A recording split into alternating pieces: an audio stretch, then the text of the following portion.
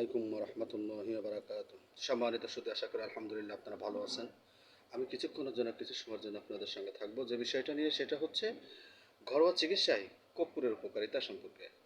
আমরা আজকে জানবো কর্পূর এটা আমাদের কোন ধরনের উপকারিতা বা কোন ধরনের উপকারের জন্য ব্যবহার করে থাকে।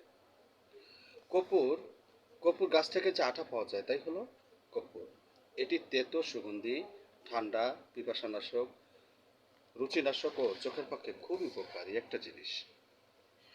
এটা বিভিন্ন রোগের ক্ষেত্রে কর্পূরের ব্যবহারটা হচ্ছে হৃদ দুর্বলতার কারণে বুক ধড়ফড় করলে সামান্য পরিমাণে কর্পূর খান, এতে আপনার নাড়ির নাড়ির গতি দ্রুত হবে এবং বুকের ধড়ফড়ই কমে যাবে।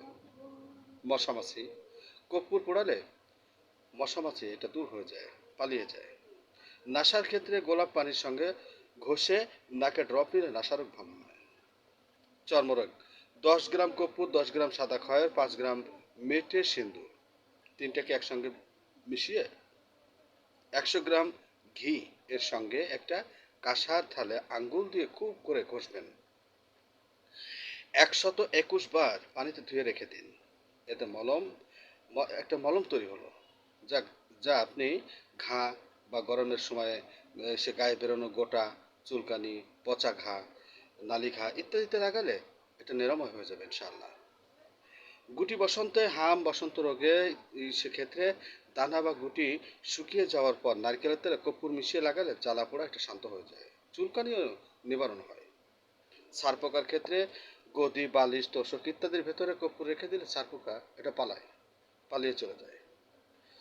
চুলকানির ক্ষেত্রে, চুলকানি হলে চামেলি ফুলের তেল এটার সঙ্গে যদি কর্পূর মিশিয়ে এবং তার মধ্যে কয়েক ফোঁটা লেবু রস দিতে হবে।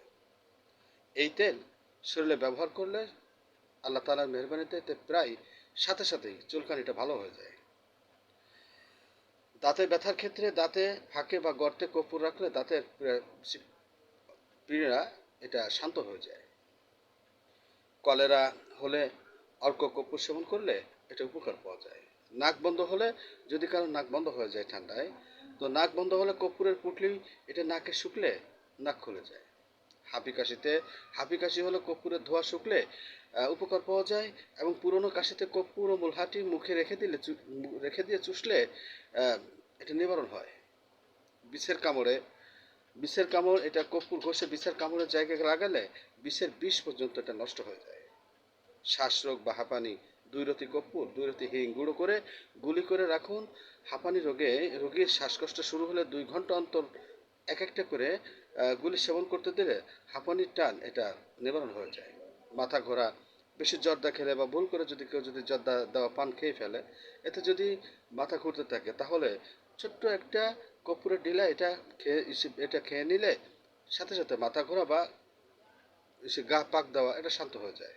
গেটে বাতের ক্ষেত্রে কর্পূর এবং আফিম রায়ের তেল মিশিয়ে মালিশ করলে গেটে বাত এটা দূর হয়ে যায়। আল্লাহ তাআলা আমাদেরকে কর্পূরের মধ্যে যে শেফা রেখেছেন সবার জন্য তা মঞ্জুর করুন। শুধু আপনিও জানুন, অন্যকে জানার সুযোগ করে দিন, বেশি বেশি করে শেয়ার করেন। আসসালামু আলাইকুম ওয়া রাহমাতুল্লাহি ওয়া বারাকাতুহু।